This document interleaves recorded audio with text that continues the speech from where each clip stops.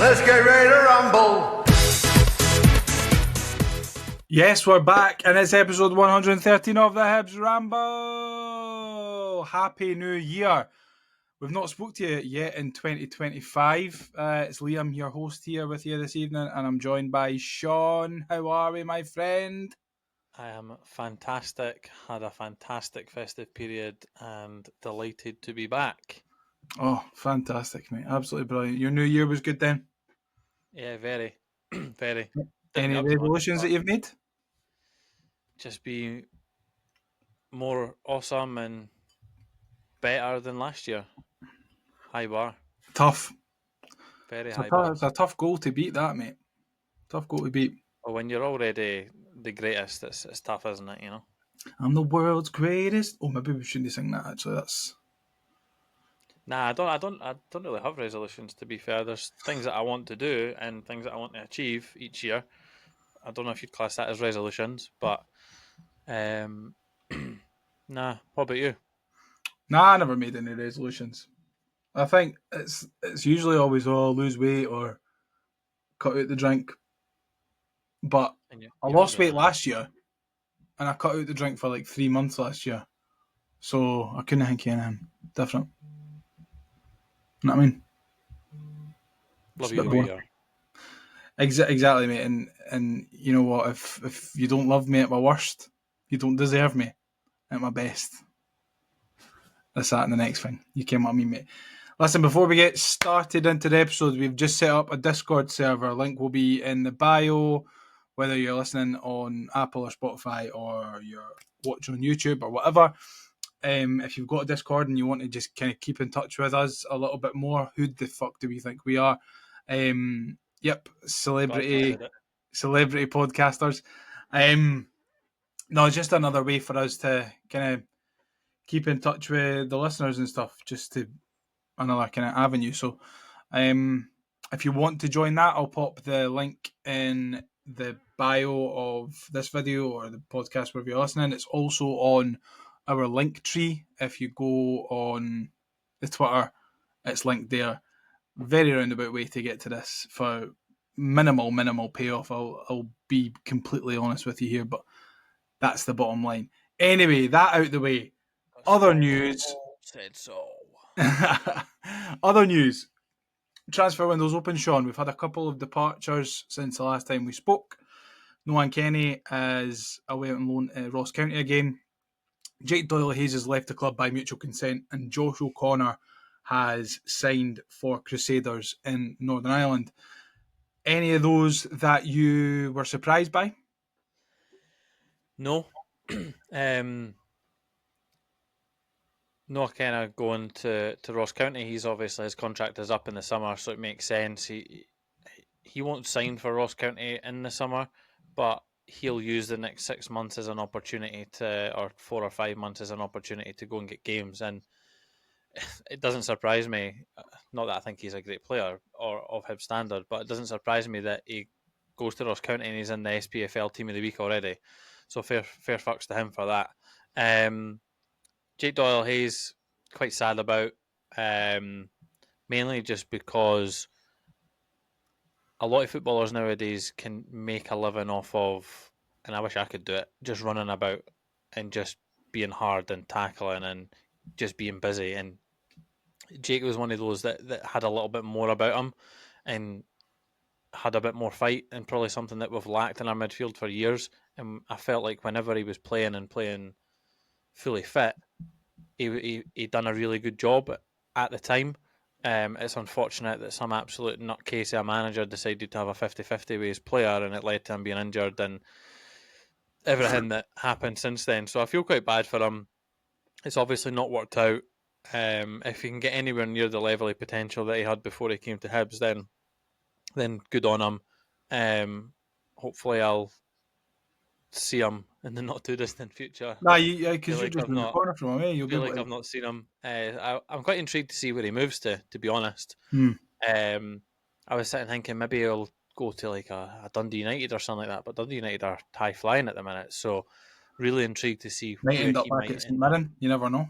Yeah, could end up back there. I think he's definitely got the quality to to stay in the Scottish Premiership. That's for sure. Yeah. It's just whether anyone's willing to take a punt on him because he's been injured for so long.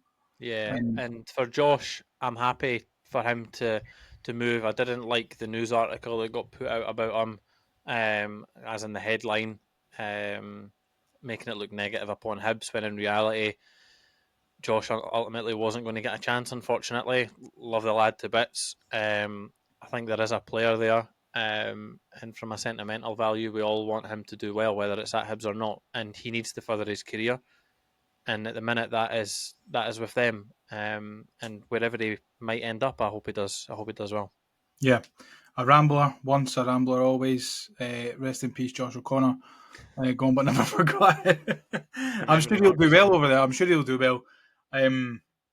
There's been quite a few players that have done half decent in our league that have moved over to Northern Ireland in the last few years. Scott Allen being one.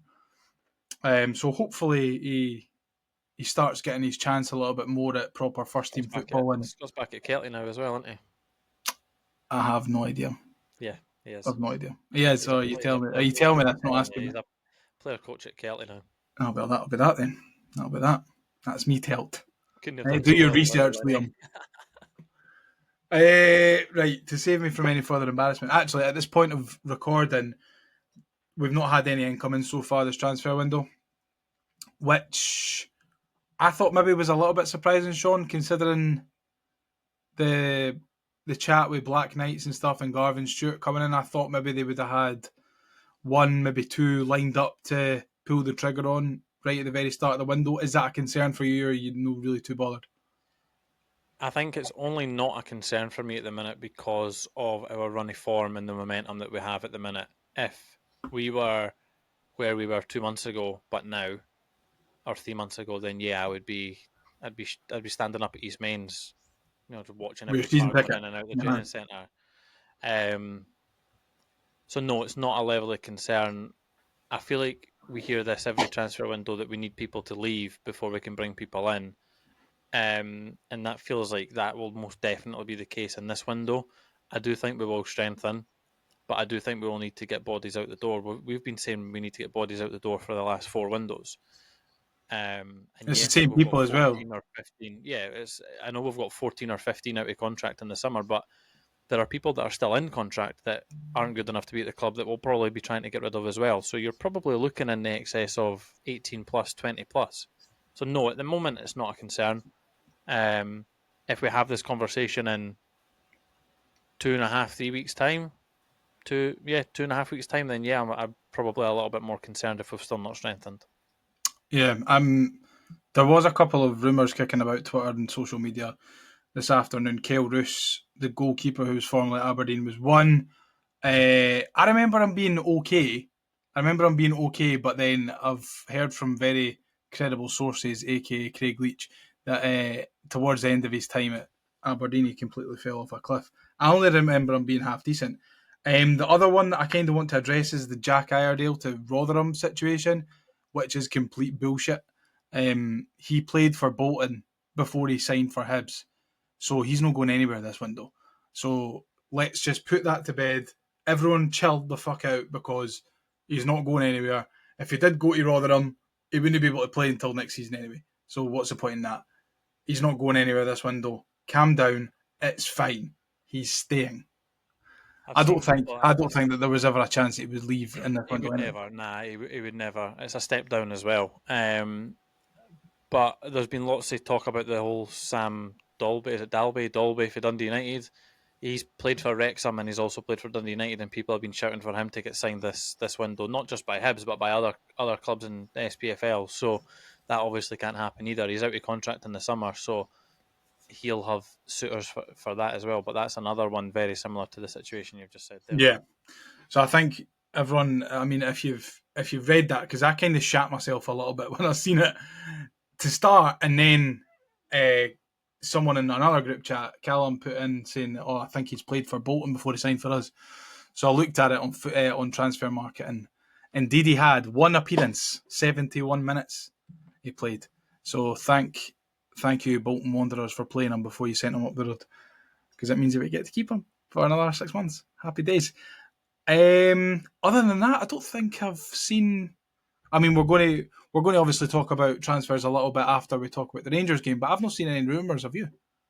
Absolutely none. No, I'm actually just checking what Jack Iredale's situation is.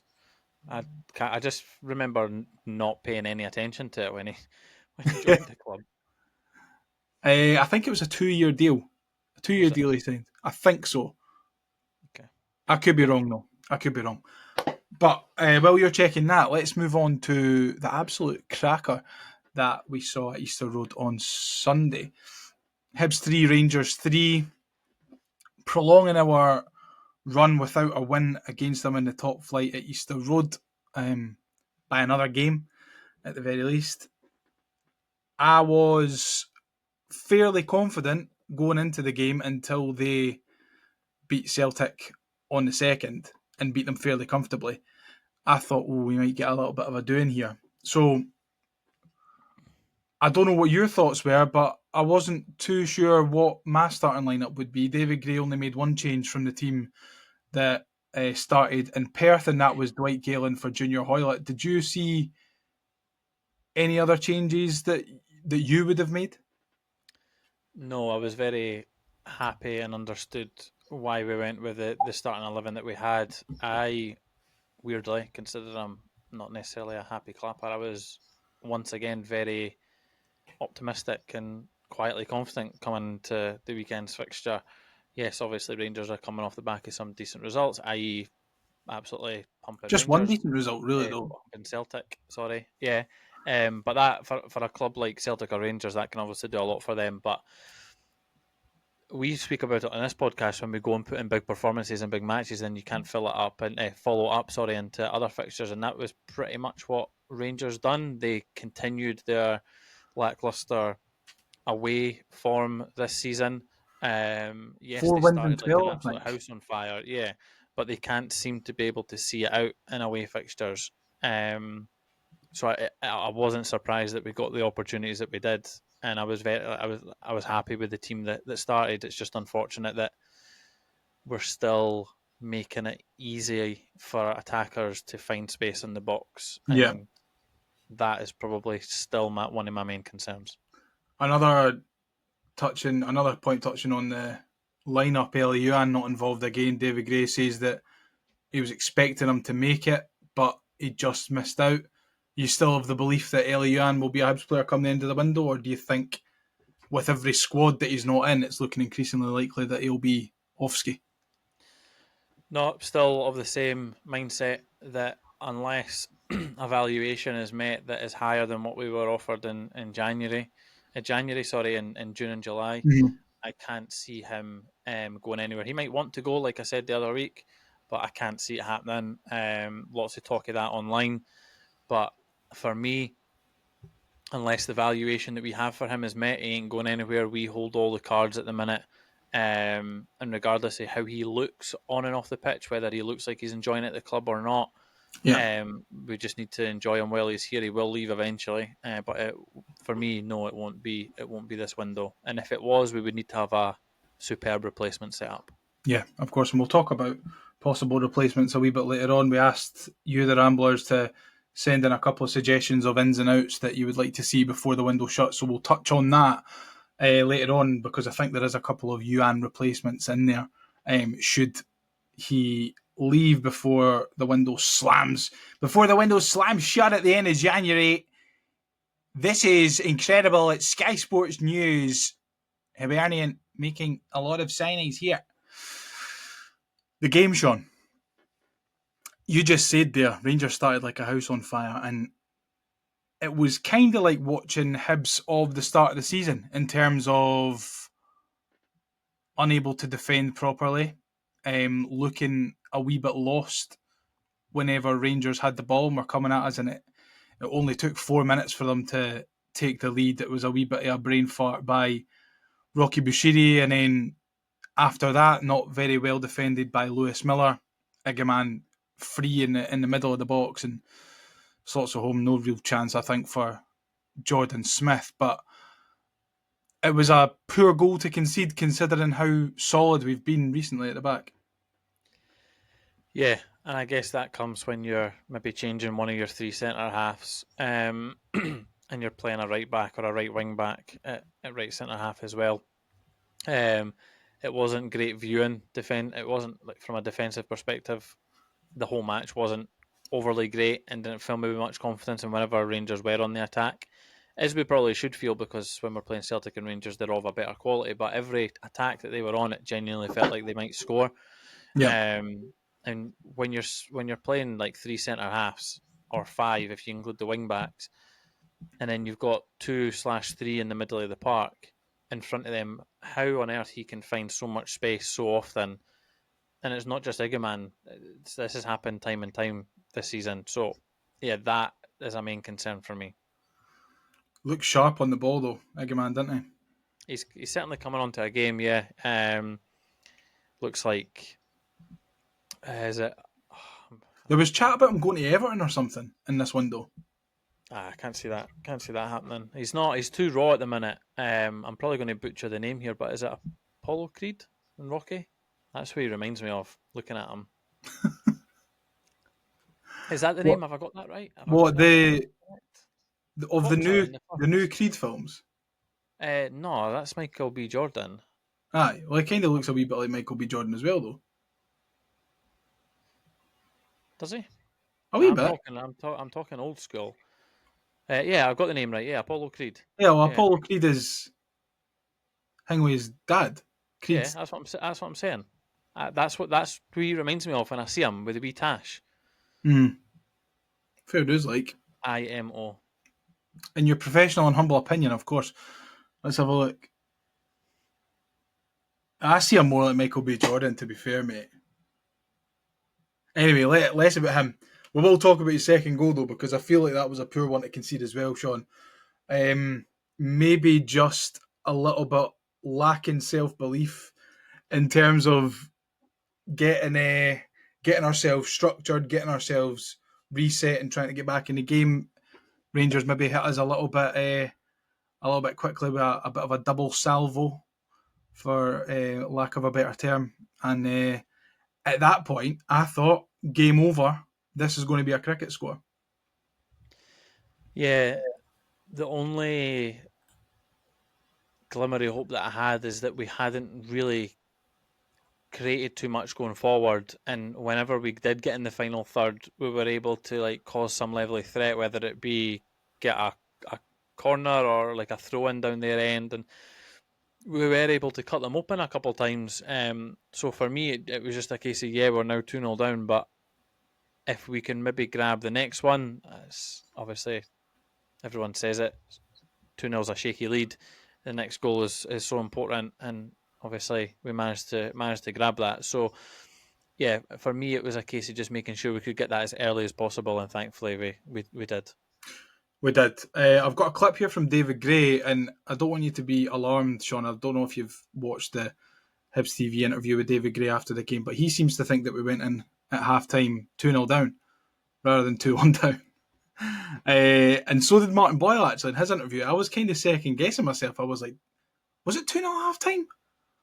And then I had to watch it back again. I was like, no, we definitely scored down their end.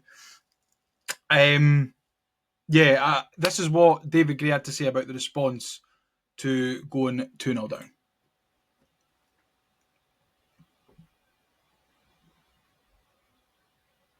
Wow. I'm delighted with the response at half time. As I've already touched on, our first 20 minutes we relied on the goalkeeper to make some saves, and the game could have got away from us. Made a wee change, 25 minutes, just shape wise, to make sure we stayed in the game, and got to half time because of just jumping at the wrong times. We're just a little bit too expansive. By doing that, we obviously gave up a lot more of possession, but we had to try and stay in the game because we knew the next goal in the game would be really important. So to make sure we only went in 2-0 was huge, and then you can then get in around the boys at half time and remind them how quickly the game can change if we can get on the front foot again and get the next goal in the game, and that's what you've seen.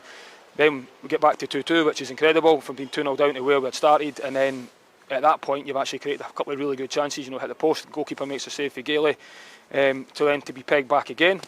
Again, within this, there's loads of things we can improve on. Of course, conceded 3 goals, and within them, there's a lot of improvement to be done. But the desire, the work rate, the togetherness, was clearly there. And I think we got at least what we deserved from our second half performance. Yeah. I kind of agree with everything that David Gray's got to say there, apart from the fact that we went in at half time 2-0 down. He's kind of doing the team a little bit of a disservice there. But I thought the reaction was really good. And I thought, Shaun, that it was really very important that we got that goal before half time, just to kind of set us, maybe unsettle Rangers a little bit. And obviously we came out the second half flying out the traps. Yeah, but funny that Martin Boyle also thought that we went in at 2-0 down when he was the one that scored on 33 minutes. But I know. Yeah, I think to get it to 2-1 was great, especially so early-ish before the halftime whistle and before the break, because then it allowed us to try and build a wee bit more momentum in the game. And I feel like we'd done that towards the end of the first half. We still looked a bit shaky at the back, but to peg it back, it would have been a listen. If David Gray's had a halftime team talk with them thinking it's 2-0, then great. That's fine by me, because it would have been a bit more. He would have got in their faces a bit more and maybe demanded. We would have lost a game 3-2 then by his standard. But based on like the fan reaction to go in at 2-0 down at home to Rangers after we've not beat them in the league in the top flight in so long there, or just beat them in general at home. They normally come to Easter Road and sweep up the 3 points and go back along the M8. 2016 was the last time we beat them in.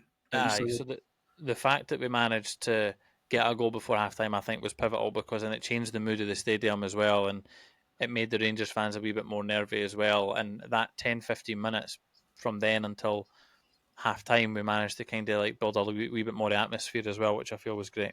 Yeah. And then obviously coming at the traps flying second half, Shaun, get the penalty. In my mind, it's never in doubt. Seen a lot of angry bears online, angry onion bears, not very happy that it's been given. But I saw it in real time. I was watching it on the telly at home on Sunday. In real time on the telly, I jumped up and screamed, "That's a penalty." I'm imagining that you were the same. I've seen it back 5, 10, 15 times. My mind has never been changed. It's never one that I'm like, oh, I wouldn't have been very happy if that had been given against us. It's a fucking stone water. Yeah, for me, it is a blatant penalty. I'm not having any of this. If it wasn't given, it wouldn't have went to VAR and it wouldn't have been overturned. And I'm also not of the opinion of that, like, similar to like the red card that will probably come on to, or potential red card as well. Like, it should have maybe went the other way. Like, this penalty was a penalty. Don't get me wrong, like maybe 10, 15 years ago, it probably isn't. But then again, Well, no, it is, and that's exactly that's the point. By the letter of the law, the referee has made the decision, and for me, there's no change in that, VAR or no VAR.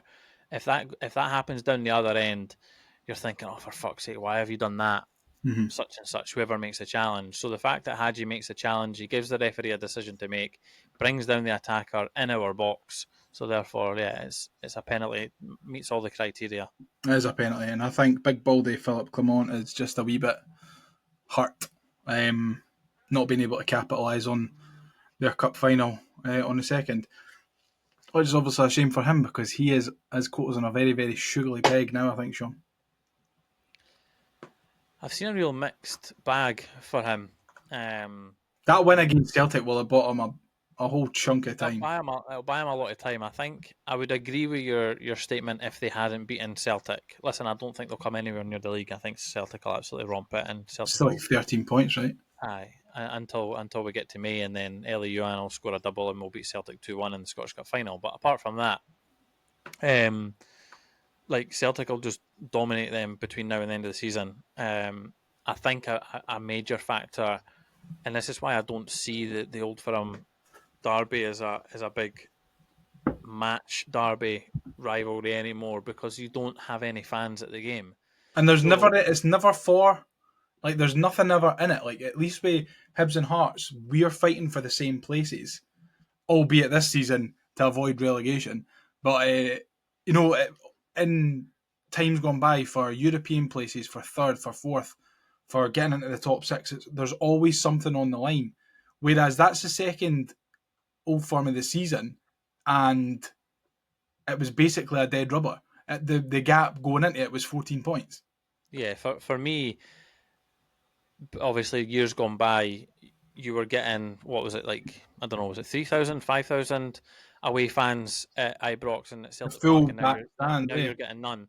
So to not even give them the corner just purely because Rangers threw their dummy out the pram because they were getting pumped every time Celtic came to town, that's obviously on them, and they've ruined that for the away match day experience. And listen, Rangers fans will be just as raging because they'll be nowhere better than winning away to your rivals. We done it not so long ago.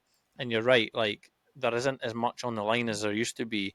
Like, for me, the Old Firm derby just reminds me of like a Liverpool Everton. Like, it's so one sided now for me, and Rainbow every so Derby. often Rangers will manage to get a result, and that's the way that I see it now. I just expect Celtic to go into that week in, week out. But yeah, enough about the ugly sisters on the other I know side we of it. kind of went off on a wee tangent there, eh?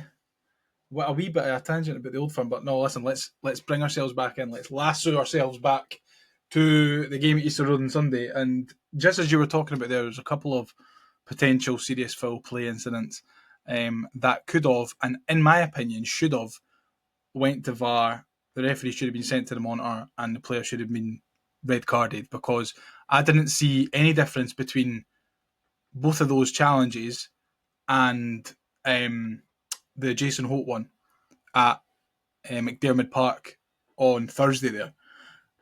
What's your thoughts? You're going to have to remind me what the second one is now, but There was one at the start of the second half, and it wasn't even given as a foul. It was similar, and I think it was high studs again. Aye, on the shin, on the Ah. above the ankle on the shin. Aye, sorry, I thought you said there was two incidents, so I was trying to think of the second one. No, there was two. Was there not? Oh I can't well. remember the second. Anyway, yes, the one that I saw the most, yeah, it wasn't even given as a booking. Yes, I agree. I do think that I was very, very surprised that one, there wasn't a single booking given there. There wasn't even a yellow card. Now, this is where I have an issue with the whole refereeing performances in Scotland. I actually think that's more likely to be a red if he gives a yellow. But the fact that I think he gives no card gives it less of a chance of them being looked at for a red. And that makes absolutely no sense. And I know that makes no sense. But if he makes the decision and he deems that a foul and gives the yellow card, then I think that then He's already seeing. he's seeing the incident, and then that then gets looked at. They then look at it on the VAR. He then gets referred. He then has another look at it. You're then shown still images, and still images make it look worse. And then he then upgrades it to a red. But because he doesn't give anything for it, and there isn't even a yellow card given, I just think that they just bypass it, and then they just continue on with the game, which is ludicrous to say, but that's how it appeared to me. Is that a red card for you? Yes. Is there any difference from Jason Holt's? No. So it's a red card. If it's a red card on the second, why is it not a red card on the fifth? This is it. Don't have the answers to that, unfortunately. So, Mr. Collum, if you're listening, I know you're a regular listener, Willie. Fucking sort it out. Sort it out, Willie. Come on. Just to touch on the end of the game, obviously we went down again behind in the game. Iggyman picked up his hat-trick. A very similar goal to his second. No, his first, sorry. Not his second. I thought maybe that would have been us down and out. The stuffing would have been knocked out of us, but again, showing real good character and resilience to get ourselves back into the game. Even before they scored, it looked as if we were going to be the team that was going to take the lead. I think their third goal came, and I don't think it's unfair to say, against the run of play. I think that if there was going to be a winner, it looked like it was going to be Hibs.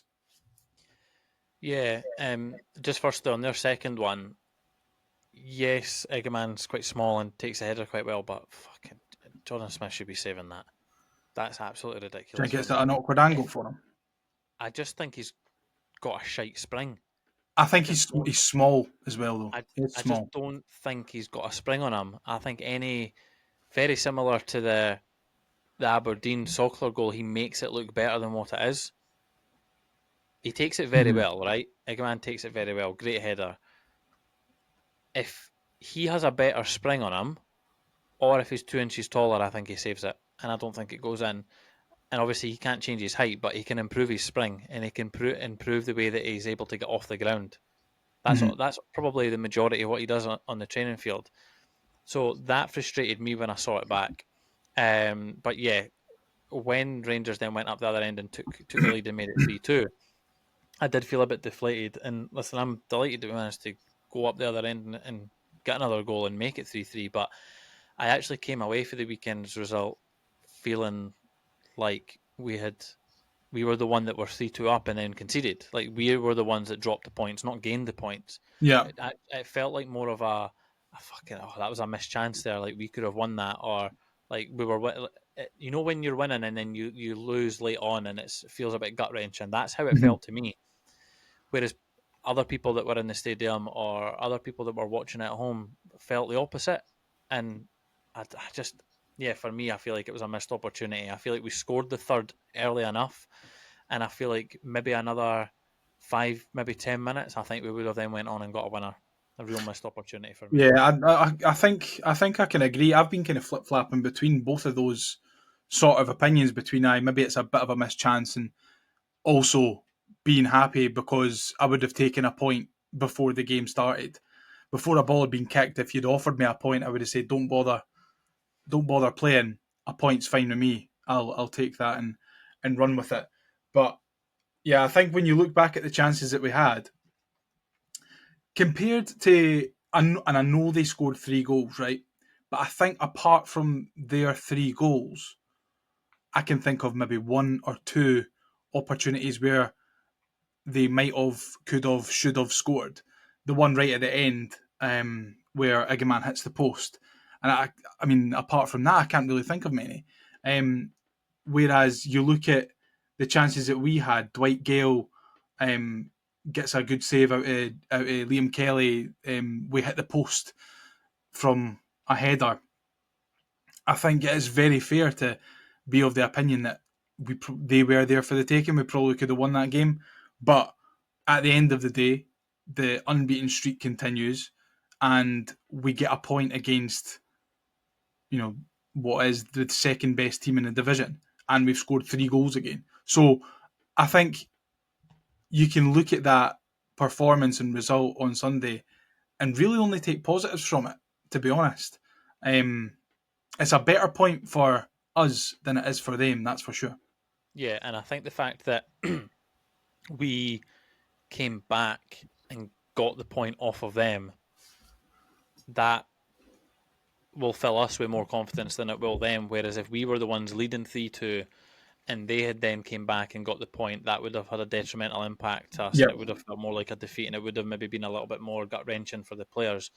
Whereas, yes, the players will probably sense that it was a missed opportunity, similar to how I'm feeling about it, but they'll understand that Rangers are the second biggest and best team in the league, and we've managed to go toe-to-toe with them at home.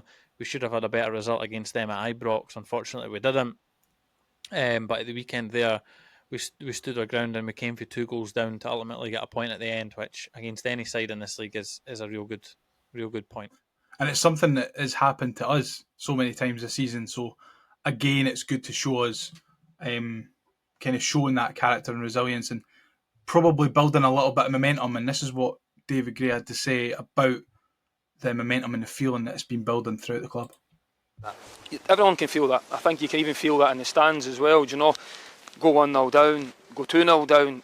The fans were always with us right all the way through the game, and I think it's because they can clearly see the effort that's going into it. Everyone's trying their best, or working as hard as they can, and showing that fight on the pitch, which is that's the minimum requirement for a football player, of course. But you can really feel that spirit that's there, and I think it's been questioned a lot this season for where we found ourselves. But when you think back to where we've been to where we are now, to give Rangers a 2-goal start, to come back and get a point, which I thought was at least what we deserved. So massive credit to everyone involved. I think you can agree with everything that David Gray's saying there. He's talking about the effort levels and the performance levels of the players. I thought that Nectar Triantis was fantastic on Sunday. I also thought that Josh Campbell was really good. Again, you were talking earlier about players making a living off of being busy and putting themselves about in games. I thought that Sunday's game was perfect for Josh Campbell because he was everywhere, covered every blade of grass and really put himself about. Any standouts for you in that side? Iredale as well. Iredale and Triantis were brilliant. Martin Boyle at times was back to his best. He loves playing against them. Rocky was not great in this at all for me. I felt he came back into the game after their first goal. Well, to be fair, after they'd went 2-0 up, I felt like Rocky was pretty solid, and then obviously gets the goal with 5 to go, and then nearly throws it away at the other end. I felt like apart from those two moments at the start and at the end, Rocky was fairly solid. I can understand what you're saying though. My concerns are that there's no 6 or 7 out of 10. There's no level of like good consistent levels of performance. It's either one extreme or the other, and whether that be one game for 90 minutes or where he's great, or one fucking terrible game for 90 minutes, or if it's all in the same 90 minutes like it was at the weekend where he was great in spells but then absolutely all over the place in others. The most Hibs player I've ever seen, I think, is him. And fair fucks to him because he keeps coming back and he absolutely loves it. So he's mentality monster, really, when you think about it. When you think about all the flack that he's had to take from Hibs fans, from the media, from Hearts fans, really from everyone connected to Scottish football, for him to just take that on the chin, brush it off, and keep pounding out performances that are sometimes very good. I mean, if he was maybe good, sometimes maybe shit. This is it. But we say it every single week, Shaun. If he was brilliant every week, he'd be at Liverpool, he'd be at Real Madrid, he wouldn't be at Hibs. I like Rocky. I really do like him, and I think that this season has probably been his best so far in a Hibs shirt. Obviously, he's got to sell a couple of goals, which he hasn't done before, but I feel like we're talking about Rocky in a much more positive light this season than we have been the year before and the year before that. Yeah, I feel like that's fair. That probably comes with playing more matches, more experience, more game management. Getting him, I think it's like you say, playing more matches, but having a actual prolonged run in the team rather than being used as a bit part centre half, because that can't be good for anyone's form. Really, being in, being out, being in, being out, shake it all about. You know what I mean? Yeah. So completely agree. That's maybe a factor in it as well. But do you want to answer some listener questions? Yes, let's go. Let's do it. Now it's time to answer the Hibs Ramble listener questions. John McIntosh, first up, what's for dinner? With 2 love heart eyes emojis. I had a beef chipotle rigatoni. Oh. Delicious. Megan is making, you might remember, I spoke about it a couple of weeks ago, the bacon and chorizo spicy pasta. Yes. So she's making that again. And I hope she makes enough for my lunch tomorrow as well, because last time it was stupendous. Absolutely stupendous. Next up, Colin McLennan. What we're going to do, we're going to kind of not brush over them, but try and get a little bit quick fire, because we've got quite a lot to get through this evening. Colin McLennan, Rocky, villain or hero, should we extend his contract? No. Really? I said this the other week, I don't think he's of the starting quality that we need. So unless he's happy being a bit part player with the potential for us to keep him and then try and sell on for monetary value, then no, I don't think we should. I say give him a year. That's what I say. Yeah, he's not going to accept that though, is he? No, he's not. Gav Dick says, a really great performance from Hibs today, especially in the second half. Surely Rocky deserves a contract extension. Gav doesn't agree with you, Shaun. If he keeps performing, surely he will be in the running for Player of the Year. Also, Triantis was caviar. Just kind of saying what we said earlier about Nectar having a good game. Rocky Player of the Year, is that a campaign that you can get yourself behind? There's a few others I would have ahead. There's a few others I would have ahead of him, that's for sure. But listen, if Rocky goes on to be a mainstay in the squad, and then he goes on and scores a couple of goals in our cup winning run in the Scottish Cup this season, and maybe scores a goal in the final or the semi-final, then Are yeah, you I can just maybe get you've tried behind to it. manifest this, speak it into existence? Yep. I'll I take it, done it. mate. I done it the other season when I said we'd get to the League Cup final, but I only said the League Cup final. I didn't say we'd win the League Cup. I said we'd get to the final. We ended up doing so against Celtic. So I'm now manifesting it into a Scottish Cup victory. It's happening. Well, why haven't you done this before? I need to prove that it works. So this is me Ah, proving right, that it okay. works. Yeah.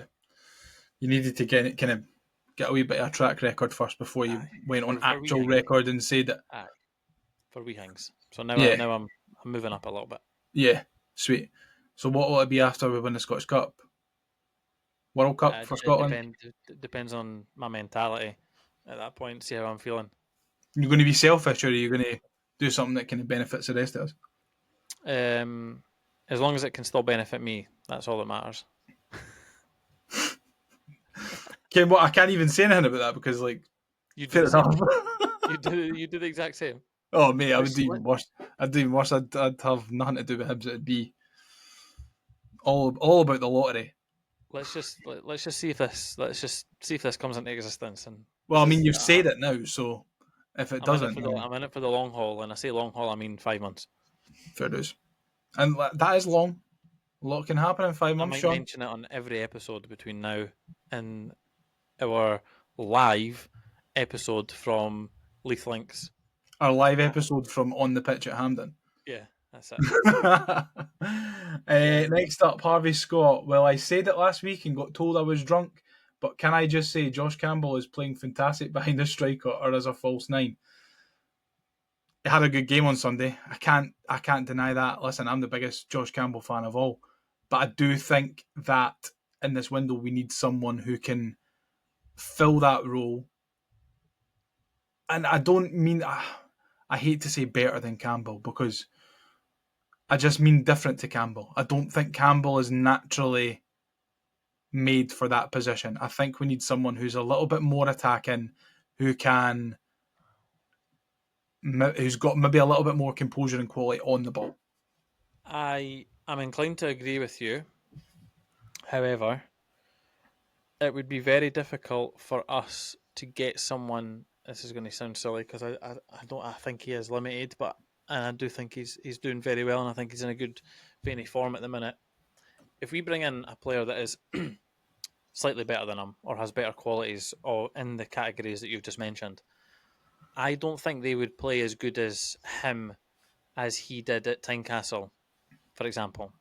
Right. I don't think he would play. I don't think said person would play as well as he played at the weekend, for example. I think, yes, regardless of what you think about Josh Campbell, whether you feel he's limited or whether you feel he's brilliant, or whether you feel he's the next coming of fucking Kaka or something, he gives us more than what other players in that position would do, even if they are of a better quality. And the sole reason for that is because he is a Hibs boy. Yep. So in these fixtures, he understands, and there is no league, I feel, more based on passion and vibes than the SPFL. And I think our league is unmatched to anything else in the world. It's the last true football league. I've And said I this for think years. having players like that in your squad, you need. I've been very critical of Josh Campbell. Very, Well, very the thing is, critical. that's what we lost when Lewis Stevenson and Paul Hanlon left at the end of last season. You also lost it when Pochus left and Darren McGregor and like players like that. You need players that understand the heart and soul of the club. Sorry for the Hearts reference there, but you need players like that, and he gives us that. And with the more games that he's playing and the more maturity he's showing, the better he's becoming. I feel Hopefully like it'll it would look maybe as be a take little it bit on of the a pitch, disservice as well. I know I said earlier, I'm like, I think we need someone to fill that role as well. And I still think we do, but I also think it would be, not to quote Brendan Rodgers, but a bit disrespectful to Josh Campbell um, to want someone else in that position, because he is kind of starting to make it a little bit of his own. I've said for a long time that Josh Campbell doesn't strike me as a 6 or an 8 or a 10. So if we can kind of shoehorn him into this false nine second striker sort of option, then that's maybe going to be where he's going to excel. And if you bring someone else in, then is that going to then hinder his development in this position? And by the time that he then gets another crack at the first team, we might have changed system, we might have changed manager. So what if you're George David Gray Campbell? said at You're the start not of the really season. wanting anyone to come in. No, David Gray said at the start of the season that Josh Campbell will be a massive part of his plans. And yes, he's been in and out of the team, but he's now finding himself in the team in a good vein of form, and more importantly, he's got an absolute belter of a song to go for him as well. So Yeah. that always helps. And we've tried to replace players like Joe Newell and Josh Campbell, and we've just not been able to do it. The amount of midfielders that we've signed in the last 3 or 4 years in 6s, 8s, and 10s, and they've still not been good enough to dislodge Joe Newell or Josh Campbell, probably tells you a little bit more about what you need to know about them as a person and as a player. We even had Marcondes last season, who, for all intents and purposes, was like on paper really, really good, but let's be honest, he kind of let the team down with some of his performances, and he wasn't that great at times, and that's unfortunate because that's probably the level of player that we want to have at Easter Road on a consistent basis. But those types of players might not give us the same numbers that Josh Campbell might Is give, it and I is think it that's more probably why important then to have things a player who keep getting gets more it? minutes. Is it more important to then have a player who gets it rather than a player who has no real affiliation to the club and is probably better technically, but doesn't really have that passion or drive to do as well? I don't doubt for a second that Emiliano Marcondes didn't want to do well for Hibs, but I can't imagine that he had more drive to do more for Hibs than Josh Campbell does. There's probably a balance that needs to be found there, because you could probably argue that Joe Newell didn't get it at one point. When Hecky was when he was struggling for form, and Hecky was the manager, and we were really poor. But now you would definitely say, as per Joe Newell's recent video, he gets it, and you can tell that he does. You could probably argue that Eli Yuan doesn't maybe get it. Some people would label that to him, but then look at how he reacts in his celebrations, or more importantly, when other people score. People call Eli Yuan selfish quite a lot, but look at how he celebrates when the team are celebrating. There's other players in that squad that you could probably label as not getting it. But do you know what will help this squad? Big results against Hearts, big results against Rangers. If you look at players like Triantis and Iredale, or even Smith after the Derby win, that's the type of things that you need to allow players to understand what it means. And it's the connection as well. It's the connection with the fans that kind of builds that getting it sort of mentality, really, because it's the like you said, it's the big results against Hearts. It's mostly against Hearts. Let's not beat around the bush here. And I think that it's no coincidence that the fact that the last time we had a real good squad mentality and real good relationship between the players and the fans was when Alan Stubbs was in charge and when Neil Lennon was in charge, and we were beating Hearts regularly. And the players were experiencing that, and they were experiencing the love from the stands. And a lot of it comes from us, to be fair. But it's a give and take. We've spoke about this before. It is a give and take in terms of what we give to them and what they give to us. So You took the words out of my mouth. There needs to be a balance, and I think the balance is getting hit at the moment. And Boxing Day was a massive, massive part. I think if we'd have drawn that game or we'd have lost that game, I think we would have been probably back at square one in terms of disconnect.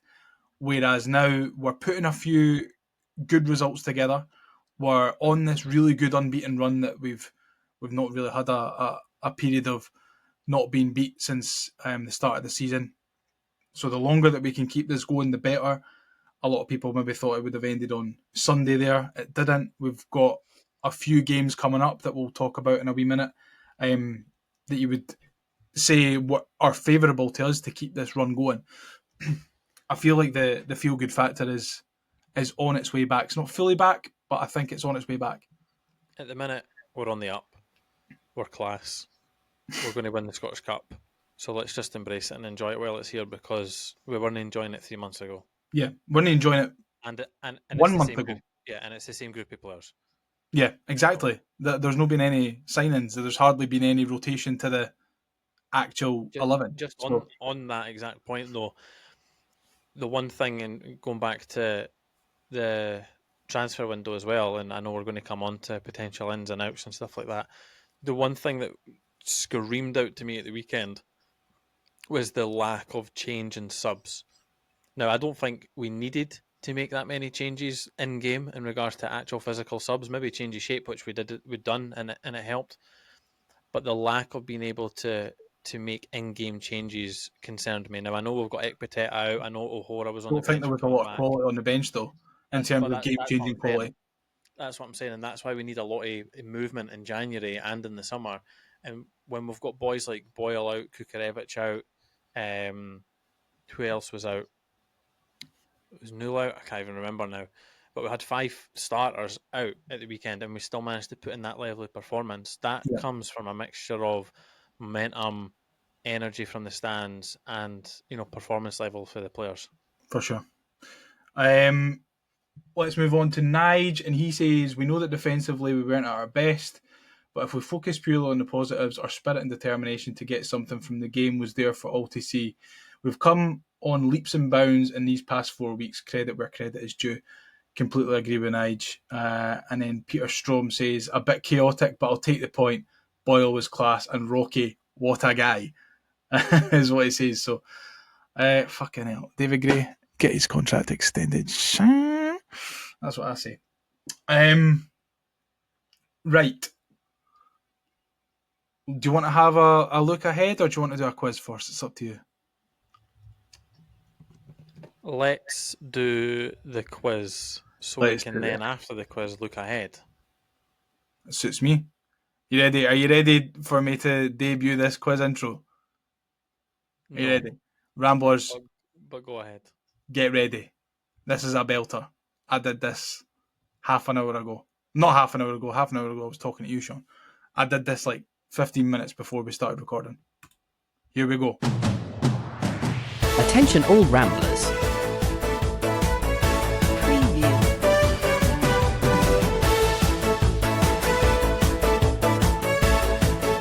Don't go anywhere because it's Ramble quiz time. Don't go anywhere because it's Ramble quiz time. Yes. Incredible, by the way. The production of this podcast just keeps getting better and better. I'm not going to lie. We have that many quizzes that we've now got an intro for it. No. And it's me that's made the quiz this week. So finally, Shaun, you're going to be able to get a chance to flex your football muscles. And I'm going to fold. I'm going to absolutely fold under the pressure. I think you'll be fine. There's 10 questions, all to do with Hibs and Motherwell. Games that have happened, players that have played between the two clubs, etc., etc. So, as proof, just as proof. You put that away. Keep it in camera. Make sure. But I am aware that you're recording on a computer, so that you might just be able to Google. Yeah, but yeah, fair dues. And actually, my keyboard's not plugged in. Right. Because I need the USB, so I don't. Yeah. Fair. Are you ready? No, but let's go. Question 1. Name any of our scorers against Motherwell this season. And you only get 1 point, so you could name 5 scorers and you would only get 1 point. Oh my god. When did we play them? Hoylett scored. Them not long ago. Hoylett scored. Hoylett, Junior Hoylett. Hoylett scored twice against Motherwell this season. Once at Easter Road and once at Fir Park. The other players that have scored. I was going to ask you for the rest of them because I cannot remember the rest. Well, the others are Kukarevich and Josh Campbell. I remember neither of those goals. Well, the Kukarevich one, he bundled it over the line at Fir Park, and the Josh Campbell one was when Dwight Gale headed it down for him, and he finished it right in the and bottom then corner. Josh Campbell came through the middle. Yeah, that's fine. Yeah. So you're 1 for 1. Best possible start, Shaun. Yep. Next, number 2. James Scott played more games for Hibs than he did for Motherwell. True or false?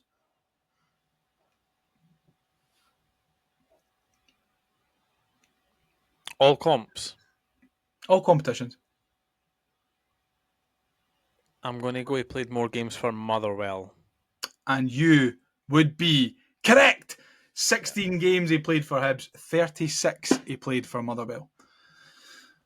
I was quite surprised that he only played 16 times that season. I thought he played lots and lots of times that Was season. it not like a 6-month loan though? No. No, it was a full season. Was it a full season? I only remember him the second half of the season. Aye, because he was only good the last 2 games of the season. Aye. Question 3. Can you name me 2 of the Motherwell scorers from the 6-6 game? There was 4 in total. Lucas Djukovic. Yep. Fuck.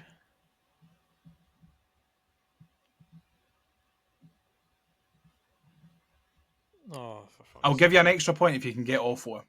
I can't even get 2. Well, you'll be able to get 1. This fella, I don't know if it was his dad, but his dad played for Rangers.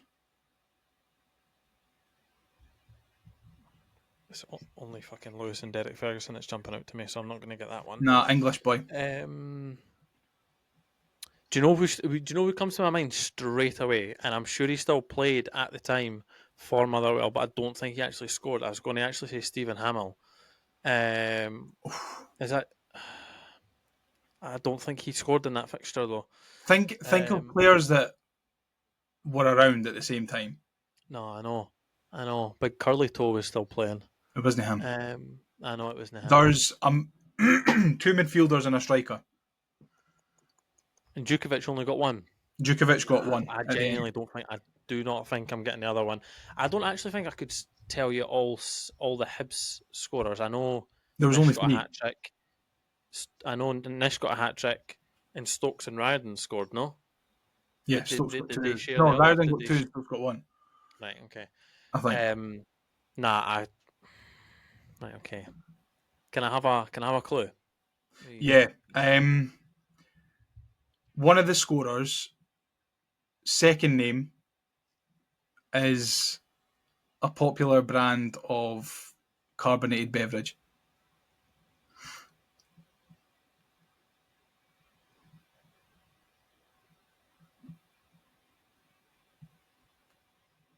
Or illicit illegal substance.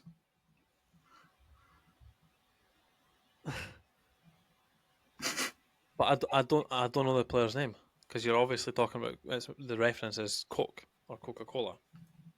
The reference is Coke, but I don't.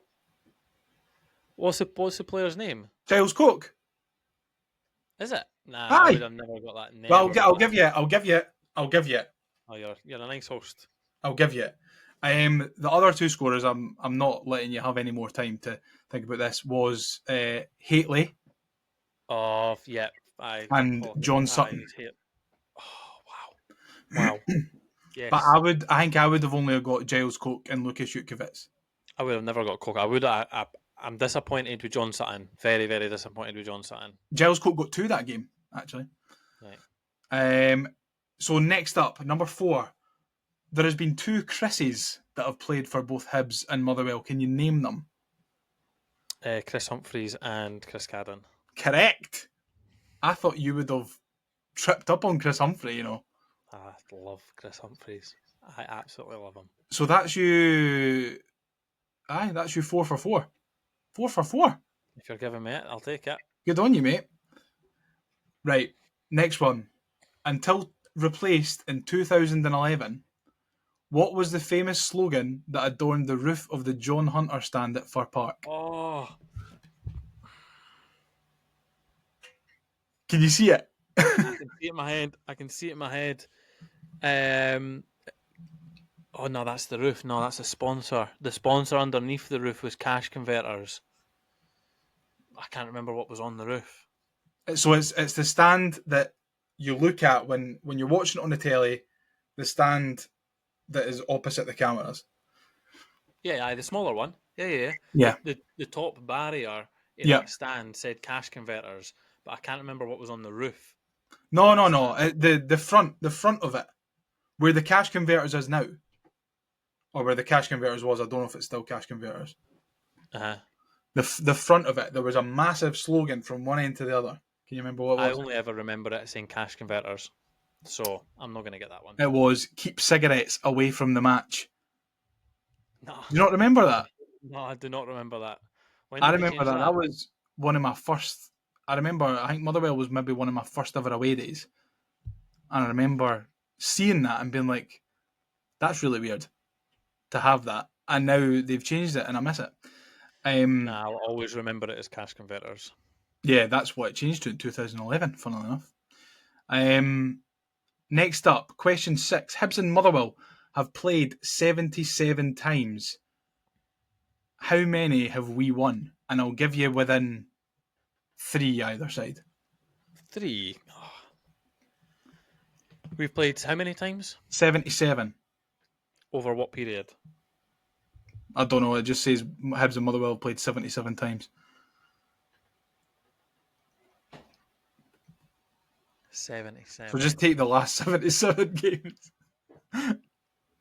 The number 36 is calling out to me, but so is 28. What are you going to go with? I'll go. How much did you say? I said I'll give you 3 either side. No. So you said 70. 77 games we've played. 77.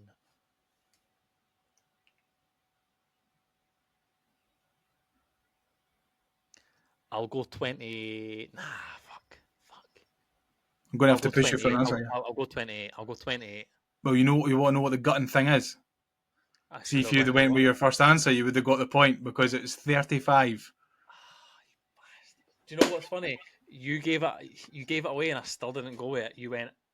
I know. I had to wipe the smile off your face. But then I second guessed myself because I was like, I'll try and average it out because I feel like there's a lot of draws in there as well. What is the record? I can't actually remember. I've only got down 35 Hibs wins here that I wrote down. Oh, that's spewing. I said 36, didn't I? You said 36, yeah. Fuck. 35 is the amount we've won. It's fine. It evens out because you gave me the Coke answer. So Yeah. So that's you 4 for 6. So question 7. What was Jamie Murphy's squad number at Hibs? oh fuck.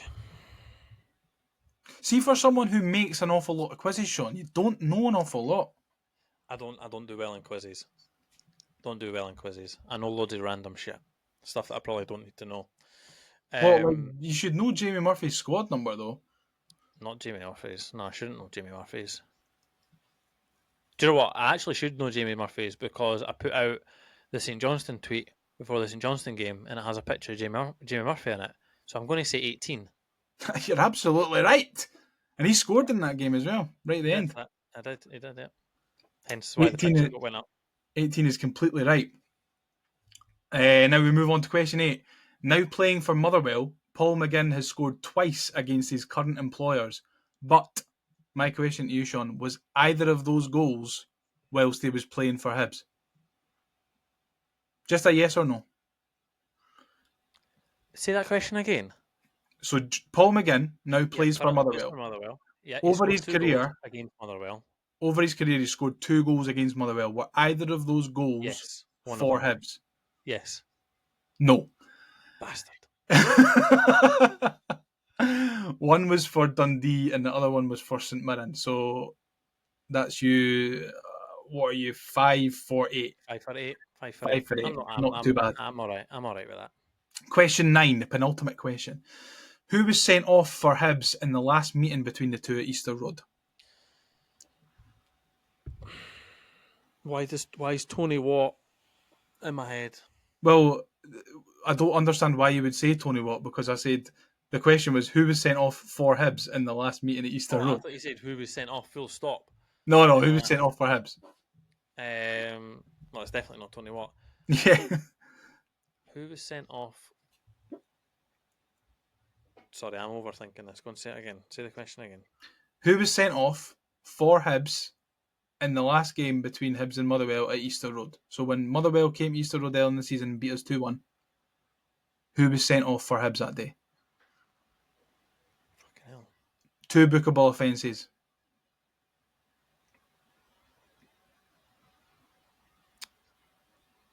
Oh, do you know what? I'll just say Triantis. Correct. Right? Yeah. Because he dived for the first one, got Yeah, booked for diving, and then I couldn't remember who it was against, though. I just remember it being at home. was a stinking challenge for the second one. So you're what is that? 6 for 9? Yep, 6 for 9. I'll take Not it. bad, not bad. Finally, question number 10. How many goals did Lee Griffiths score for Hibs against Motherwell? Fucking hell.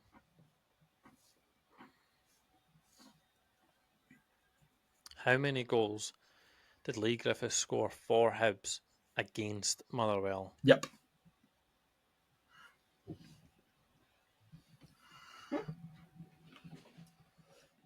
If I thought about this, right, I think if you'd asked me, I would get it if I thought about it.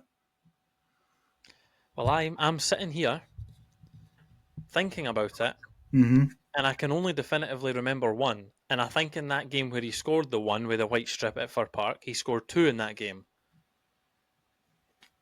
But I don't know if that's correct or not. Oh my God. Just keep going. Keep going. Is that your answer, Shaun? Yes, I will. Yes, I'll go with 2, and it's the white strip, and he does the whole L to the camera. I've got a picture of it on my phone, and I vaguely remember him scoring 2 in that game and not 1. Right. That's correct. In fact, You go. I was just before you said that, I was going to say no, that is correct, because there's another picture of him in the other corner dancing with David Witherspoon. Yep. Doing the Fortnite dance, and they're all wearing the white strips, so it's the 2 different. Yeah, right. Okay. Yeah. So it is 2. That's correct. Yep. They were both in that game. They were both penalties. For an extra point to make it 7 for 10. 8 for 10. 7 for 10. That is 7 for 10. To make it 8 for 10, sorry. Okay. What was the final score? Fucking 2-0. 4-0. Nah. 7 for 10, not bad, by the way, for someone who I'll take it. I'll take it. for someone who says that they hate quizzes. Yeah, I do not perform well in quizzes. I had a tiebreaker question as well, just in case.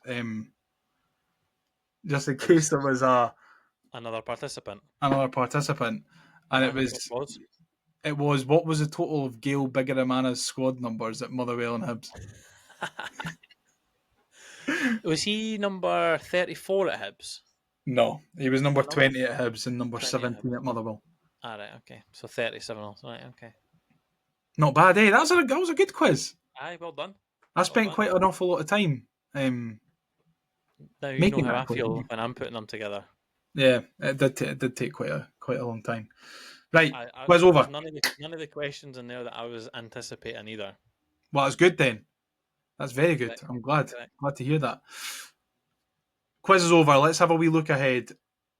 Obviously, Motherwell on Saturday. We're hopefully looking for 3 points. It's going to be a difficult one. Motherwell obviously been playing fairly well this season, maybe dropped off a little bit of late. Managed a good draw at home against Rangers a couple of weeks ago, but you would think, Shaun, and you would hope that we'll have just a little bit too much for them and we'll be able to pick up the 3 points on Saturday, especially at home. Yeah, I mean, I was going to say you'd like to think so with us having a home advantage, but home advantage isn't really a thing for Hibs this season. But with our current form, yes, I do think so. I put the list of fixtures in to the chat, on Sunday with what we have between now and the split, and it is absolutely vital that we pick up points in our home fixtures. Not because we're necessarily playing tough teams away, but just because we've played a lot of the tough teams away Yeah. already. So we now have the opportunity to take advantage of what should be a fortress at Easter Road, and I think that kind of begins this runny fixtures that we're coming into now. I know we're playing Clydebank, so that'll obviously be a change side, but against Motherwell, yeah, we definitely need to take advantage of that, and hopefully we do. Yeah, so like you say there, we've got Motherwell at home on Saturday, then Clydebank at home in the Cup, Ross County away, Aberdeen at home, St Mirren away, and then Celtic at home. I only went up to Celtic because I thought that this period of fixtures is another really good chance for us to put a good winning run together. Obviously, famous last words, we'll lose every single game until Celtic and we'll beat them. But it's a real good opportunity for us to hopefully put a little bit of distance between us and the bottom of the table and claw back some of the points that we've lost out on. That'll hopefully pull us a little bit further up the table towards those European spots. Yeah, we do obviously. I mean, there's no really easy game in this league at the minute. You would say the St Johnstone game is the easiest, and yet we drew away to them. So, yes, we do need to kickstart our run again.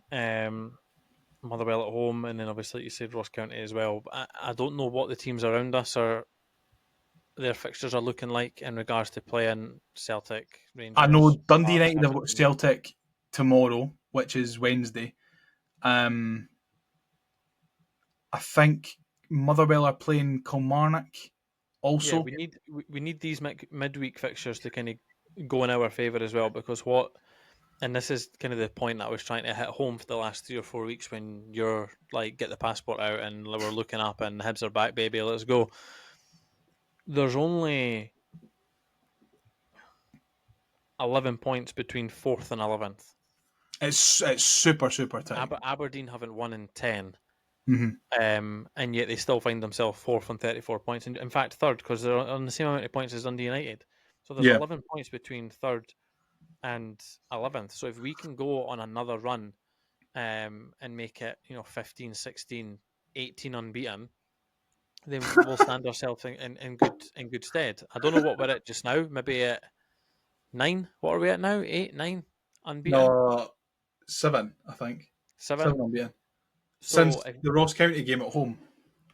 If we can start to extend that, then we'll stand ourselves in very, very good stead. I'm actually just checking it now. What are we? 2, 4, 6. Because it would have been 5 wins in a row. Yeah. Also, maybe it's 6 unbeaten then. It is. I'm looking at it now. It's 6 unbeaten, and it's 1 defeat and 1, 2, 3, and 7, 4, 5, 6, 7, 8. at least. It's one defeat and 9. And that came at Parkhead. So yeah. So if we can extend that into 1 defeat and 15, 1 defeat and 18 by picking up 3 points against Motherwell at the weekend, and then maybe going away to Ross County and getting a draw, or Aberdeen at home getting a win, we need things to kind of go in our favour again, and we need to go on another run of fixtures. Well, there's no really any better point in the season in terms of where we're at as a club and mentality-wise for us to go on a good run. We've not got Celtic for 1, 2, 3, 4, 5, 6 games. And that's the next game that you would say is maybe a bit shaky. The rest of the games are definitely winnable. They're there for the taking. I mean, with all due respect to the teams that we're going to be playing, it's games that if we are to get ourselves up into those spots where we want to be, we need to expect to be winning those games. And that's just kind of the bottom line.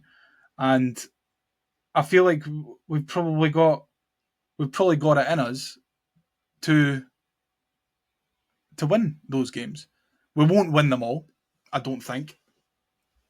But if we can come out of that run of fixtures until the Celtic game with minimal damage and maximum points as much as we can, then we'll be all right. We'll be fine. What's key for me with these running fixtures is that not only is it in a tough month anyway over the festive period and then into January, but you're looking at the January transfer window as well. So we've got 3 games in January.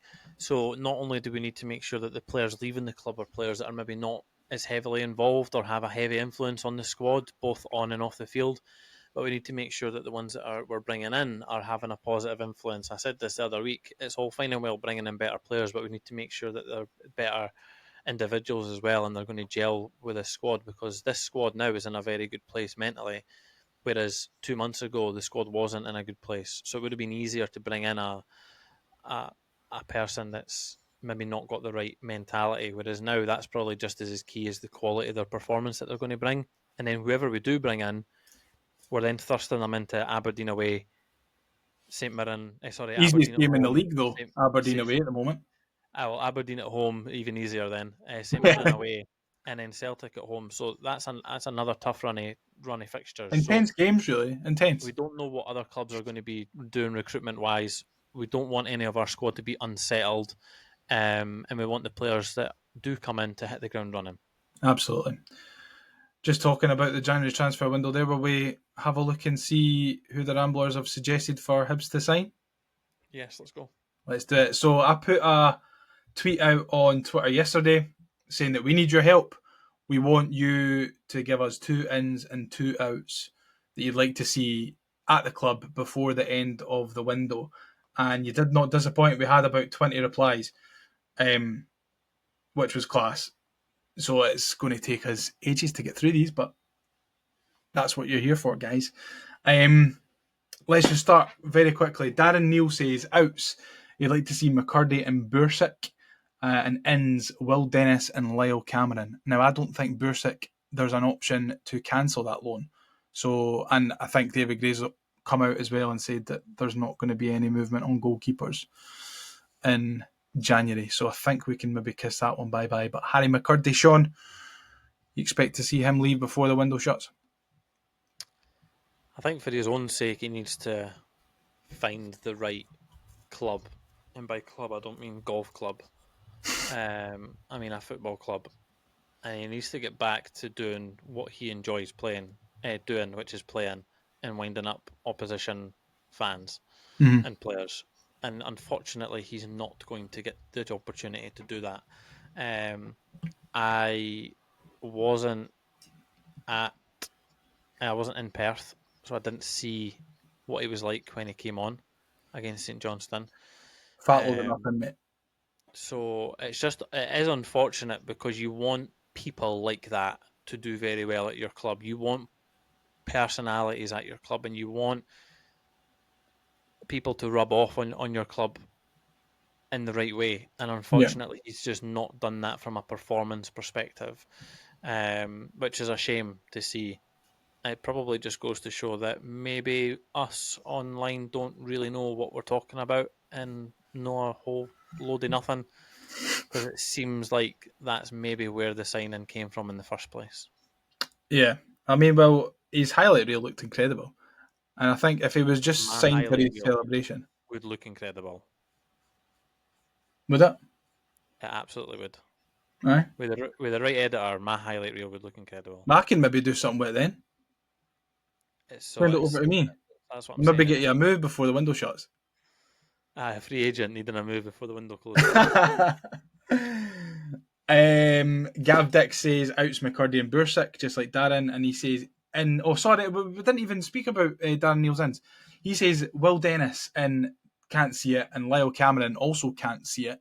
But I don't know if Lyle Cameron would be that sort of Josh Campbell-esque role at the moment. I think at the moment what we need is 2005-06 Adriano to fill that hole. I'll take him now. Yeah, exactly. 41-year-old or something, I'll definitely take him now. Lyle Cameron's a good wee player. I do like him. I rate him. He's certainly came into his own this season a little Especially bit more. with Luke McKibben leaving. That's exactly what I was going to say. He's kind of not filled the void because they played together anyway, but he will probably be the one to go. I was listening to the Dundee game on the radio at the weekend, or I can't remember if it was at the weekend or if it was midweek because of all these bloody fixtures. The derby But aye, on but Thursday. I was sitting thinking, quite annoyed that we actually didn't end up signing Simon Murray, because I feel like now with the veiny form that our squad is in, I think he would do really, really well. Obviously, that is not going to happen.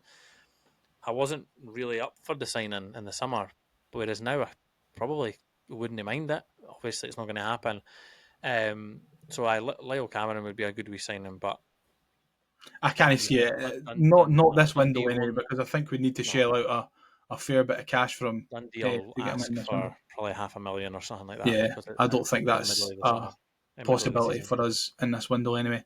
No. Especially if we don't have any high-profile outgoings. We might get a little bit for Ryan Porteous if he moves on, the sell-on fee there. But I can't see this. Anyone we do bring in January more than likely will not have Loans played and in free agents. Scotland, and there'll be loans and free agents and people that we've maybe not really heard that much about until we sign them.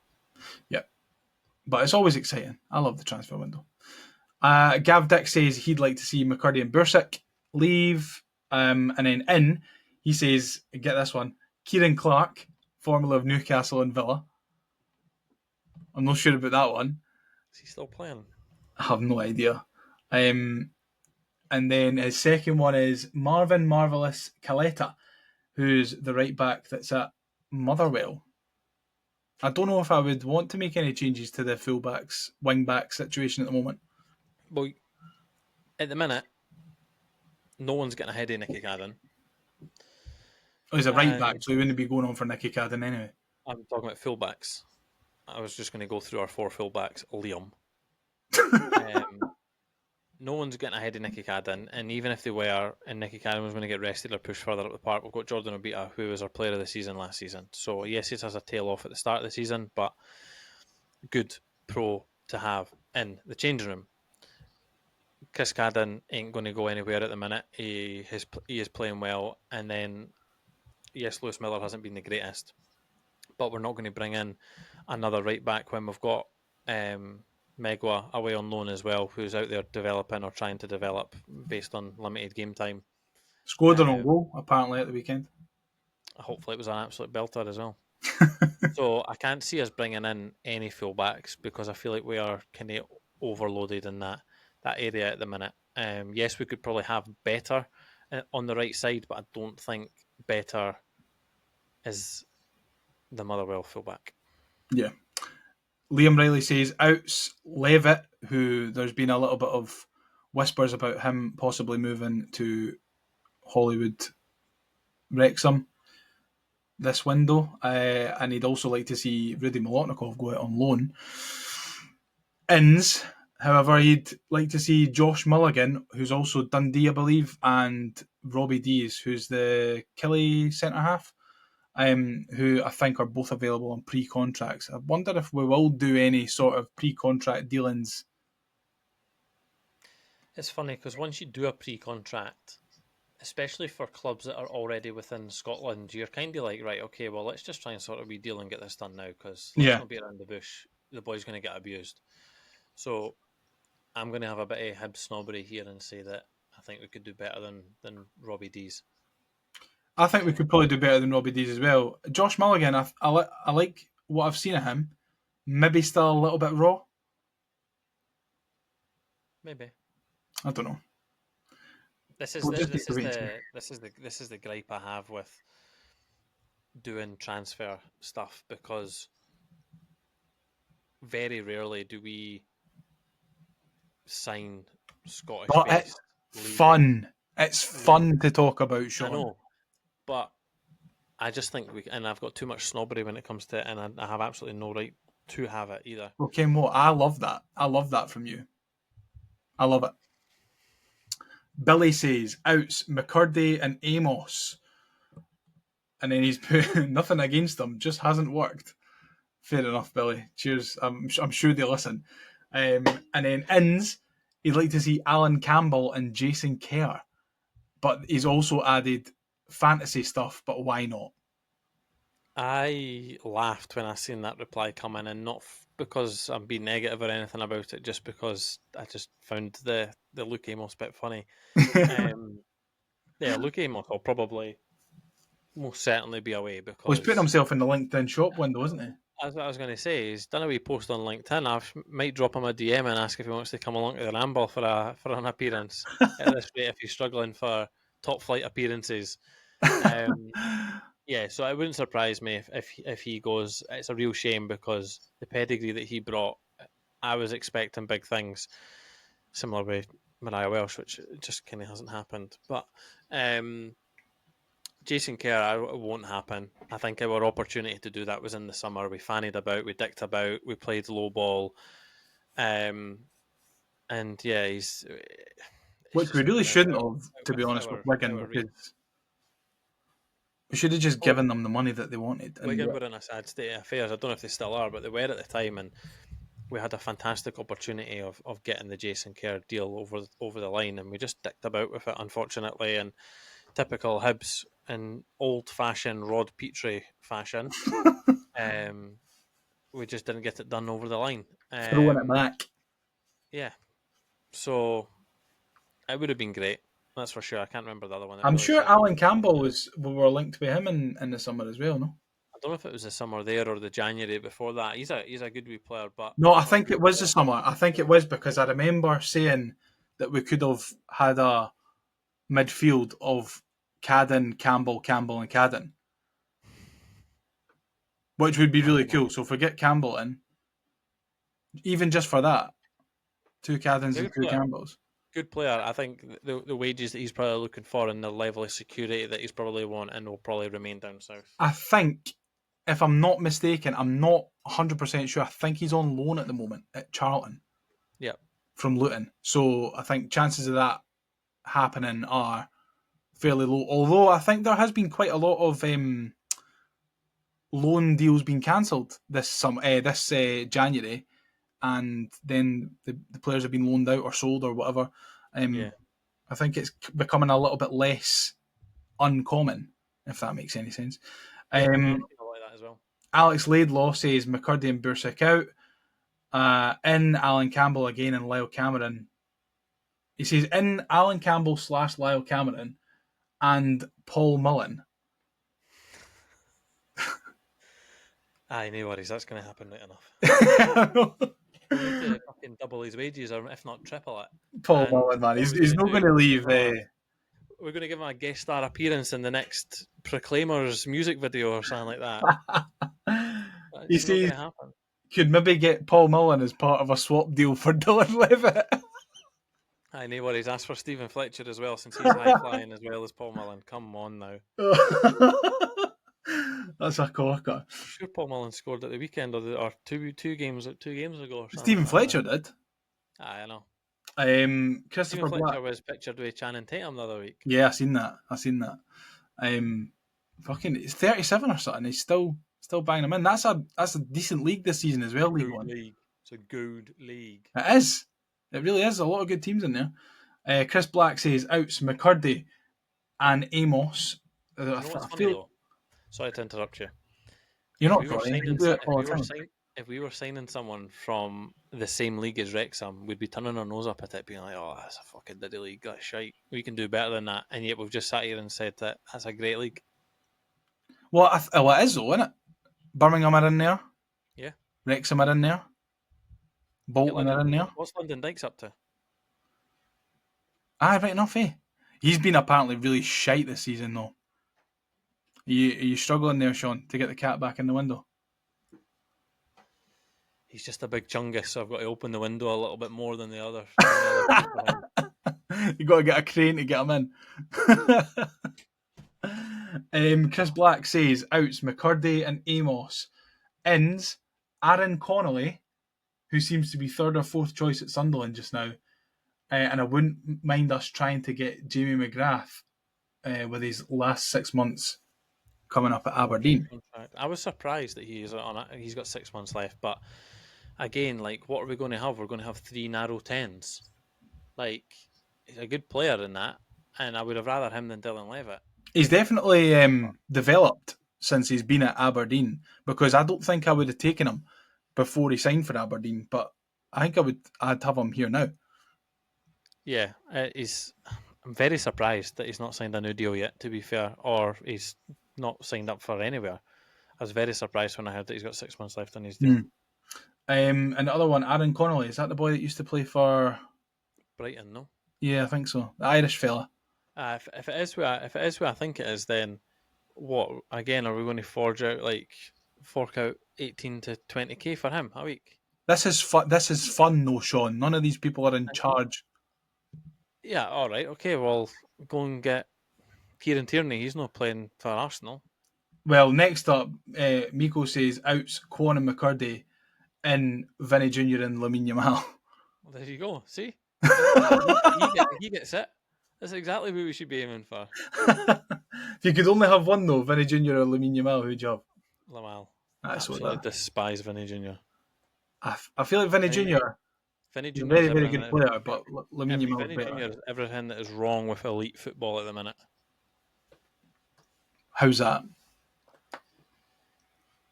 He's not great, and yet everyone overhypes his stats. Rio Ferdinand likes him. That doesn't even mean shit to me. That means Have you seen the video at the Ballon Champions d'Or, League Ballon final? d'Or, Ballon d'Or! Ballon d'Or. Ballon d'Or! Vinny Jr. just won the Ballon d'Or! That worked out all right, didn't it? If players like Vinny Jr. are favourites or close to being favourites to winning the Ballon d'Or, then elite football is in a sad state. His stats, people go on about goals and assists. They ain't that great. I'm sure Rafinha's got better goals and assists than him this calendar year. Well, Rafinha's I'm sure Lewandowski has as well. So, and then people go on about minutes per goals and stuff like that as well. To be fair, we've just been talking about that with Dwight Gale. So, but there's a bit of context to it. You're talking about elite football here for Real Madrid. Do you know what I mean?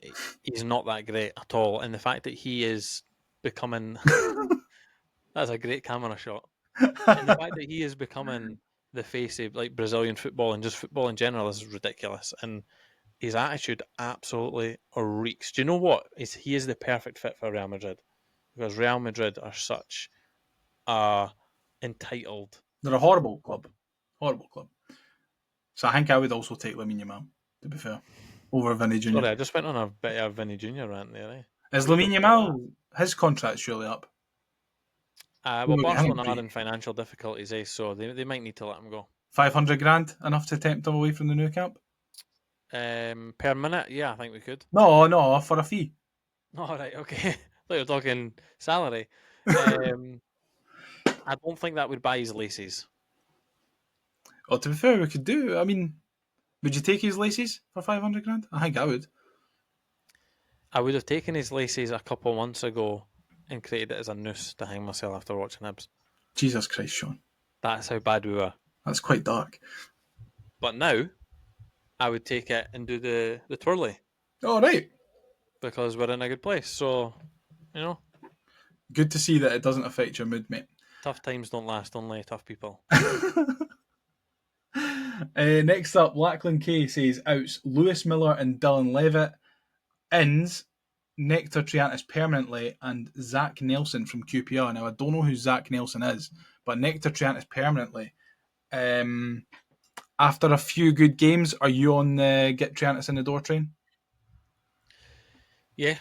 I'm actually more and more getting on the Josh Campbell train, you'll be glad to hear. But get in there. As for the Nectar Triantis one, yeah. It'd be very, very good to have, and it would certainly be a improvement on what we have. Well, it would kind of what it would do for us would it would kind of keep that squad cohesion together, because then if he signs permanently, then he'll have been at the club for 3 seasons. Correct. Or 2.5. So it kind of keeps that sort of nucleus of the squad together, which I think is important to keep that connection with the fans, and then also to have players who, like we said before, start to get it. Andy Jeffrey says Inns, Lyle Cameron, and this is another common theme here, Lyle Cameron coming in, and Lewis Mayo, another Kelly centre half. Kelly centre halves have been doing well this season, eh? Nah, not for me, Lewis Mayo. And out, Luke Amos and Joseph Bursic. Dan says ins, Regan Charles Cook. A blast for the past, mind him. Yep. And George Johnston, I don't know who that is. Jimmy Johnston's great grandson or something, maybe? Maybe. Outs, Harry McCurdy and Luke Amos. Alan Duncan says out, Amos and Bursic. In, Triantis on a permanent deal. Mark says out, Amos and Bursic. Fucking hell, they're getting it tight here off the Ramblers. In, Regan Poole. And then in brackets, would never happen. I don't even know who that is. And Dion Charles. Now, I've heard of Dion Charles, but I couldn't tell you who he plays for or what position he is. What I was surprised, you can, while I'm going on and about to make this comment, you can probably Google those two if you want. I was very surprised that Nectar Triantis only cost Sunderland 300 grand. So, I thought he was upwards of a couple of million. it says here, 300 grand. Initial fee of 300 grand. Wow. There will more than likely be clauses in there, but I'm very surprised if that figure is to be believed, then potentially a permanent deal could actually get done. And then we can just chuck loads of clauses at Sunderland. Yeah, wouldn't mind that. Right, okay, Regan Poole, Welsh centre-half that plays for Portsmouth.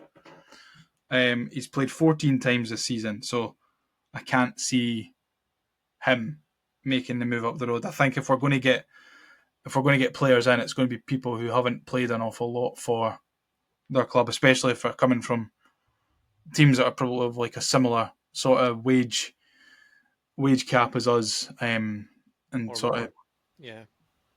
what am I trying to say? Kind of like reputation and stuff. I don't think we're going to get people who have played that amount of time. Who's the other one? Dion Charles, not Dion Dublin. Dion Charles, from Bolton, and he is a striker, 29-year-old striker. This season he's played. That can't be right. He can't even play 23 games this season. 24, 25, 23 games he's played in League One this season. So, again, I think fat chance, 7 goals and 2 assists. So, it would be nice, but can you see it? Next, Dean says, outs McCurdy and Amos. In, a keeper to fight Smith for number 1. Now, do you think he means fight for the place or to actually charity box and fight? What's his name? Jordan Smith. I would pay to watch the latter. That would be funny. I think with any deals that we do in January, I'm very, very intrigued as to see not only the type of player that we bring in, but their profile as well, because people are going on about, and I think we do need a stronger core, but if David Grace came out and said that there's not going to be any movement on the goalkeeper front, right, that rules that out. We're not going to bring in any fullbacks, so that rules that out. Mm-hmm. Are we going to bring in another centre-half? Potentially, yes. But then how long are they going to need to get up and running? And at the minute, we have Ekpiteta. I feel at the moment, if it's a centre-half, it's got to be someone who's on loan, who's then going to cover for Ekpiteta when he's back. But that's what I'm saying, because at the minute we've got Iredale, O'Hora, and Rocky in there as well, and that's not including that's not including Ekpiteta. So the only real area of the pitch that I think that we could probably look to seriously improve would be the centre midfield position. But then we've got Kwon on loan, and we've got Triantis on loan. Up front, we've got Bowie, who's making a way back. We've got a Hoylett, we've got Boyle, we've got Gale, we've got Yuan, we've got Miko. So realistically, are we going to bring in another striker if they're all going to stay? No. So I don't really know who's going to leave out of our main 18-19 squad that we have. Do you know what I mean? Yeah. That's why I'm very intrigued to see the type of player that we bring in as well as the position. We're going to just need to wait and see and have this same conversation in 3 weeks' time. You know what I mean? Correct. So just as well we'll be back for a review of the transfer window, and we'll be able to give it a rating. Next up, Stephen Henderson says, ins, Kimpioka and Stephen Welsh. Now, Kimpioka from St Johnstone, the striker, and Stephen Welsh, who I think is on his way to Belgium on loan. So chances of that happening. Stephen Mills, I mean, I don't even think he's played an awful lot He's in the not last played a couple of lot. years. No, he's not played a lot this season. It screams a very Hibs signing, but for the better of his career, he probably wants to try somewhere else. So I can understand the move in, and I don't know how many loans we're actually entitled to. I don't know what the league ruling is now for loans, not From only one from the team, same, yeah. not only from the same club, but loans in general. Because remember, we've got Miko as well. Well, we've got Miko, On Bursik, loan. Kwon and Kwon, Trianis. So that's four. Triantis. Yeah. So I Maybe can't imagine it'll be much more than that. no, I would imagine it's five. So if we've not already got five, and we're very close to that, which again comes back to my point where Limits our options a little bit, especially if there's no cancel clause on Bursik. exactly. I wonder if Miko is going to see till the end of the window. I mean, you never know because you don't know about what the clauses are like. But if there is an opportunity to send them back, I wonder if Hibs will actually choose that or not, and then try and get someone else in who's maybe going to make a more prolonged impact in terms of staying on till next season. Yeah, but then we probably had the opportunity to do that in the summer, and Malky spoke about wanting to get. Malky spoke about Dave Gray wanting players that he knows know the league and know the club to give him the good foundation that he has. What now looks like he has built.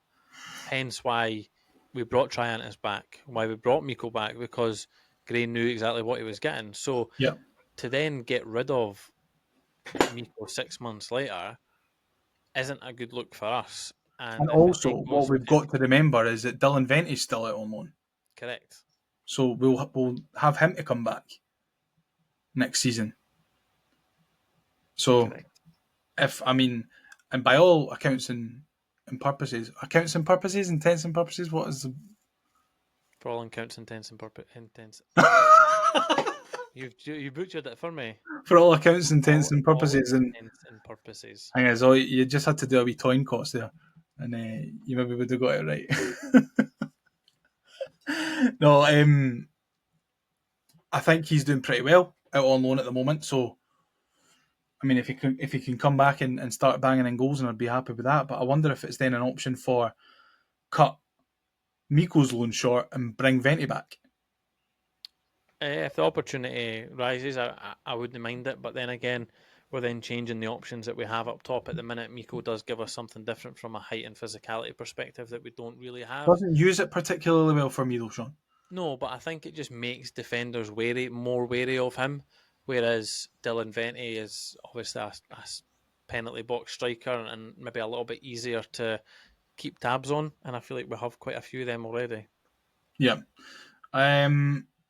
Just the last few here. Harvey Scott says out Amos and Bursik, in Dennis and any competent defender. Jennifer Lang says ins a goalie and a striker, outs McCurdy and Levitt. And just to wrap us up, Linda has just said McCurdy out. That's it. Can take it. Fair enough. Well, thank you for sending in all your suggestions. It's been quite fun to talk about what might become possibilities, what might also be fantasies, but I think it's good to kind of make these conversations happen because we've obviously now you and me identified places where we really need to strengthen and the kind of profile and types of players that we need to bring in. So You're welcome, Hibs. You're welcome, Garvin Stewart. Stick that in your data analytical machine and suck it. Yeah, Neil Critchley, a fucking weapon. Aye, some data analytics they've just went for Jamie McCart. I could have fucking told you that with my eyes closed. No way. Have they signed him permanently, or is it a pre-contract, or what is it? I think it was initially a pre that they're trying to just get done. I don't know. I don't know the ins and outs of it. But then even the other striker that they've just got international clearance for, he's part of the Brighton group, is he not? Anyway, so I don't know. So they're already aware of him. So they're making good use. I don't want to really say too much about that because it's always their shite strikers that score against us. But it doesn't look on paper. Like, he's got a very good record, does he? I'll keep my mouth shut. I'll edit that bit out, maybe. Aaron Fraser will clip it for the next time that Hearts beat Hibs and he scored the winner. Aaron. I think he calls himself Aaron, so I'll call him that. I'll give him the respect and call him that. That he deserves? Is that what you were about to say? No, because I don't think, not from me. Okay. Not from me. Okay. I respect the fantastic content that we get off of him when Hibs win. Yeah, it's brilliant. Aye, it's brilliant, and the respect that, and he deserves the respect for that. To be fair, but let's stop talking about it now. I think we've rambled on far too long. An hour and 45 minutes. It's been fun. We've been here talking. It has been fun. If you've got this far, thank you so much for sticking with us. It's been a really fun episode to talk through and